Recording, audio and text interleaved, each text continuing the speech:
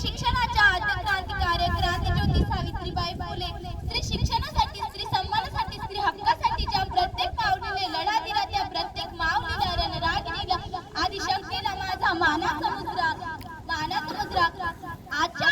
खरंच आज आपला देश, आज आपला समाज खूप प्रगतीच्या वाटचालीत आहे, पण तरीही आपल्या देशात स्त्रीला जे स्थान मिळायला हवं ते नाही मिळत. म्हणून एका मुलीला म्हणजेच एका लहान मुलीला म्हणजेच एका स्त्रीला तिच्या आईच्या गर्भातच मारून टाकलं जायचं. तिच्या जन्मा अगोदरच तिचं बालपण हिरावून घेतलं जायचं. तेव्हा तो लहान जीव ती उमलतीकडे आपल्या आईला बोलायची, आई पुरुषत्वाच्या ओझ्याखाली लपलेलं आहे स्त्रीचं जग, उघड्या स्त्रियांनी पाहायचंय.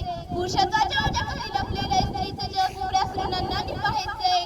काळाच्या पडद्यावर डोळू नको आई, काळाच्या पडद्यावर डोळू नको आई, आता मला जगायचंय, आता मला जगायचंय.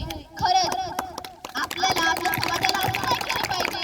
आपण म्हणतो मुलगा झाला तर चांगलं होईल, पण मुलगी नको. पण मुलगा किंवा मुलगी या दोघांनाही आपण आपल्याच देवाचं वरदान म्हणून स्वीकारलं पाहिजे. पण आपल्याला हे दिसत नाही बाहेरच्या समाजात स्त्रीचं स्थान किती मोठं आहे ते. पण आम्हाला मुलगाच हवाय, कारण आपली संस्कृती ही पुरुष प्रधान संस्कृती ना. रात्री दारू प्यायची आणि बायकोने मारायचं, हीच का हो आपली पुरुष प्रधान संस्कृती? कोणी सांगेल का मला हीच का हो आपली पुरुष प्रधान संस्कृती?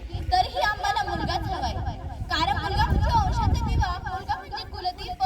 पण मुलगी तुमच्या वंशाची पणती नाही का बनू शकत? तिला पण हक्क आहे जगायचा. पण मुलगा हा एकच घरचा दिवा. मुलगी ही सासर आणि माहेर दोन्ही घरात दैवत ठेवणारे गलगलती ज्योत आहे, हे विसरू नका.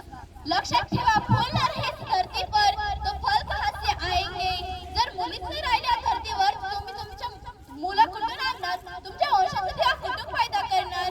जर फूल न रहे धरती पर तो फल कहां से आएंगे. अंश काटकर अपना तुम वंश कहां से बढ़ाओगे. अंश काटकर अपना तुम वंश कहां से बढ़ाओगे.